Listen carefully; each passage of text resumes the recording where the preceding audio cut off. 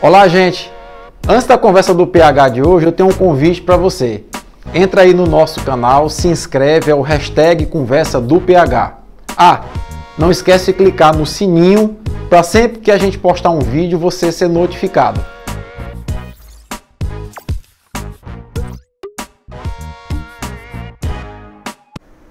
Olá pessoal, tudo bem? Antes da gente começar a conversa do PH de hoje, eu queria pedir que você se inscrevesse no nosso canal, clica no sininho aí para receber as notificações de quando a gente postar um vídeo. Eu estive vendo no Analytics aqui do YouTube, tem muita gente vendo os nossos vídeos, são mais de 5.100 visualizações só nesse último mês, mas tem ainda muita gente também precisando se inscrever no canal. Assim o canal ganha mais respeitabilidade dentro do YouTube e os nossos vídeos passam a ser entregues a uma maior quantidade de pessoas pelo Brasil e pelo Piauí. Eu queria falar hoje um pouquinho a respeito do comportamento do nosso presidente da República, Jair Bolsonaro, que está organizando ou organizou o seu governo em cima de um tripé que seria a economia, com o ministro Paulo Guedes, a Justiça e a Segurança com o superministro, o ex-juiz Moro, e ele próprio, presidente da República. E aí eu explico para vocês um pouquinho melhor essa interpretação desse tripé. O ministro Paulo Guedes, que é o ministro da Economia, ele é um lobo de Wall Street, ou seja, ele é um capitalista, é um economista do mercado financeiro, né?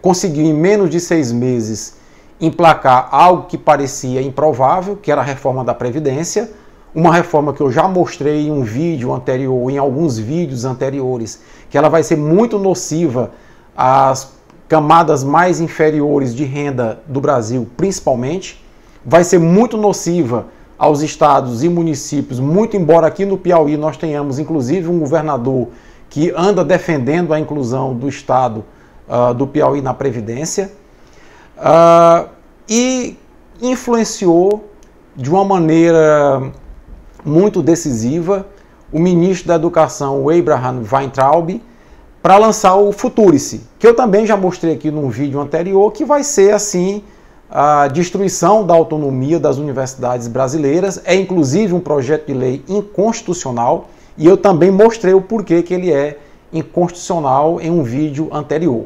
Mas o fato é que o Paulo Guedes ele é essa alavanca, é um dos tripés desse governo em relação a alavancar a economia para os interesses que esse governo quer. Mostrei inclusive em um outro vídeo anterior que o Paulo Guedes criou uma empresa de educação superior médica.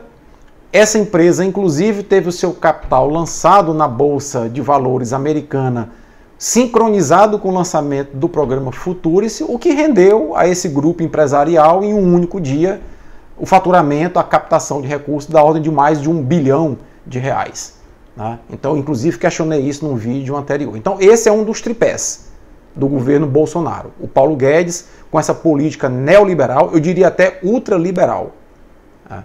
Destruindo a parte social que foi construída ao longo de anos, de décadas nesse país, né?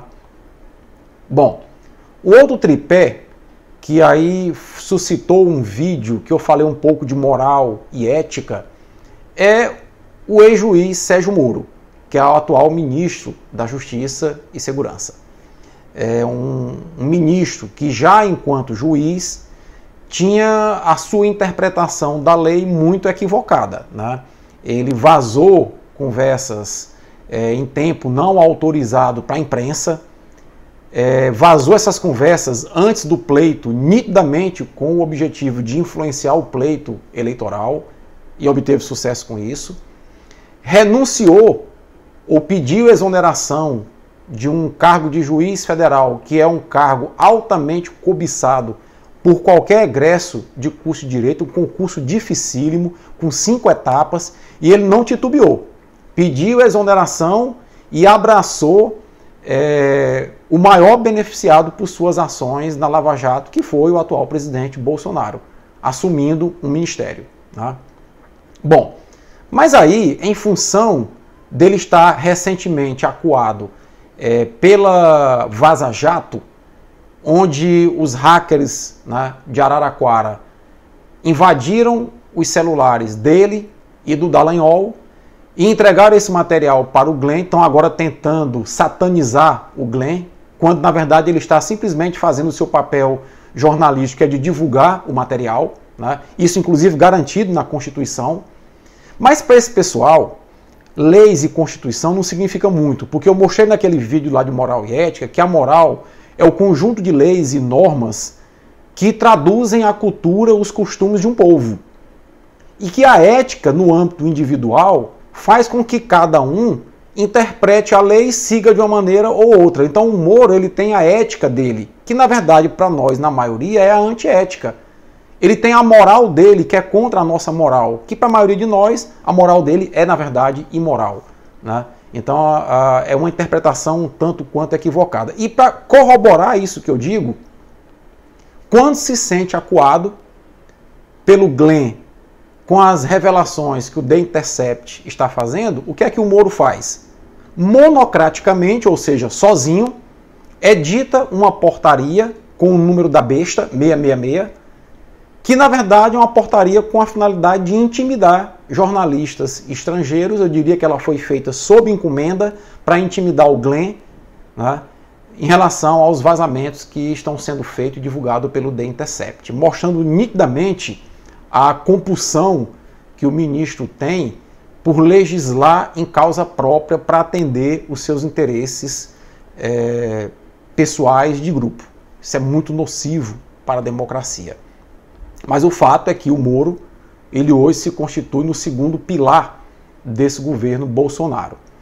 E o terceiro pilar é o próprio presidente, que quando sente que algum dos seus mais próximos está ameaçado, utiliza estratégias da caserna, ou seja, do exército, para criar cortinas de fumaça e atrair o holofote para si, desviando o foco daquilo que interessa.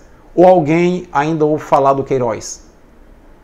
Ou alguém ainda ouve falar da rachadinha lá da Alerj? Então ele cria polêmicas que estão agora mais frequentes, estão mais sistematizadas. Todo dia agora são 2, 3 polêmicas, envolvendo injúria racial contra nordestinos, envolvendo discriminação de povos indígenas e quilombolas, tá?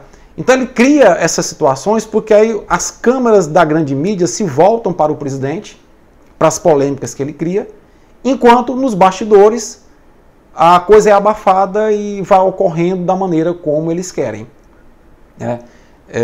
Enquanto isso, nós temos aí o projeto ultraliberal desse grupo que assumiu o poder, andando livremente. E as pessoas me parece que estão assim num estado de torpor.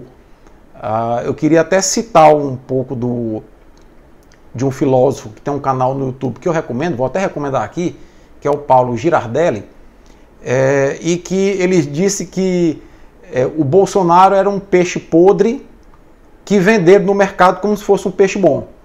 E que agora as pessoas estão comendo o peixe e querem saber, poxa, como é que venderam pra gente esse peixe podre sem a gente saber? Aí eu até comentei lá no canal do Paulo, digo, Paulo, eu queria só fazer uma correção. Tem pessoas realmente que estão dizendo, poxa, nos venderam um peixe podre, dizendo que era bom, que era a salvação, e na verdade o peixe está podre. Como é que enganaram a gente? Mas há um outro grupo de pessoas que estão comendo peixe podre e que estão gostando ou demonstrando que estão gostando do peixe podre, para não dar o braço a torcer. Então essa é a grande verdade. Então o Bolsonaro agora não achando o que fazer para desviar e criar uma cortina de fumaça em relação ao nepotismo descarado de indicação do filho dele, Eduardo Bolsonaro, para a embaixada americana em Washington, a embaixada brasileira, desculpa, em Washington, criou uma nova cortina de fumaça. Qual seja a cortina de fumaça, ataca de maneira gratuita o presidente da OAB naquilo que é mais caro, que é mais precioso a uma pessoa, a sua dignidade familiar.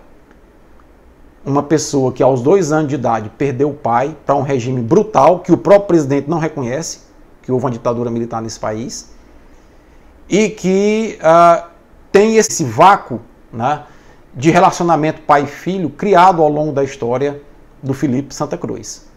E aí o presidente dá uma declaração daquela desproporcional, grosseira, criminosa e que chocou, inclusive, os seus próprios aliados. Então ali ele cria uma cortina de fumaça e ninguém mais ouve falar no Eduardo Bolsonaro.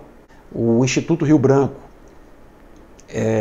é um instituto que foi criado em 1945 com o objetivo de formar profissionais para a carreira diplomática. Existe um concurso de admissão à carreira diplomática, você pode ver no site do Instituto Rio Branco. É um concurso altamente seletivo, altamente rigoroso. Os aprovados nesse concurso passam por uma capacitação muito rigorosa igualmente e vão defender os interesses do Brasil no exterior.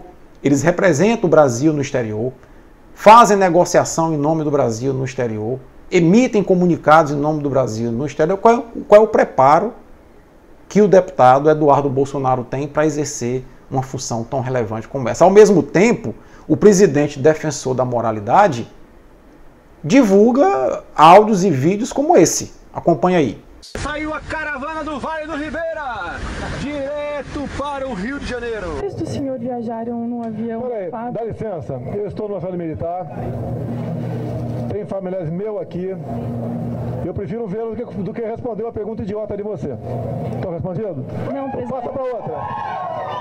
Outra pergunta, por favor. Vamos falar de Brasil e de Goiás. Mas, já sei qual é a tua pergunta. Para entender por que o senhor não gostaria de responder sobre esse assunto. Outra pergunta, mais nada, obrigado. Eu fui num casamento do meu filho. A minha família da região do Vale do Ribeira estava comigo. Eu vou negar o helicóptero para ir para lá, me mandar de carro para lá?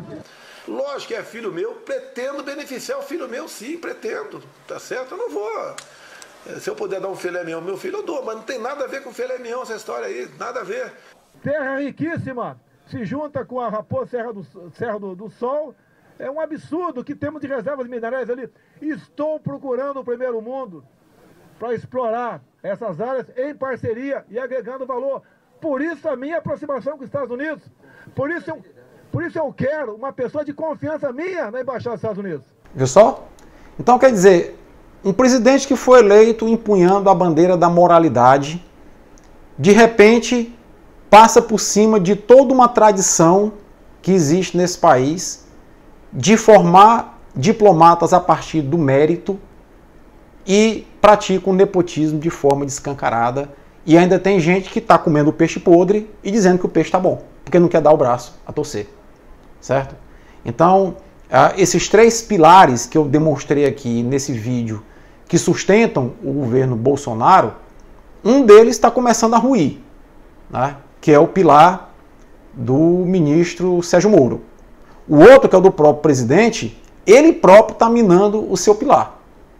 Então, quer dizer, não se sustenta esse governo com apenas um pilar.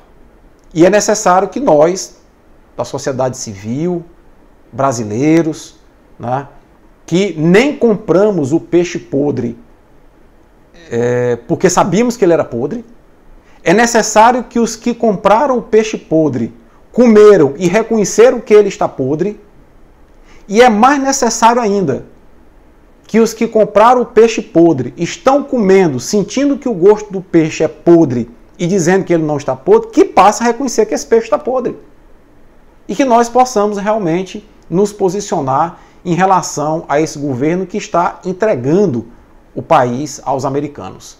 As declarações do presidente são claras no sentido de que ele quer fazer negócio, entre aspas, com os americanos, é para trazer os americanos para explorar nossas riquezas e ficar com a maior parte do lucro. A nós vai sobrar apenas as migalhas. Forte abraço a todos, até a próxima.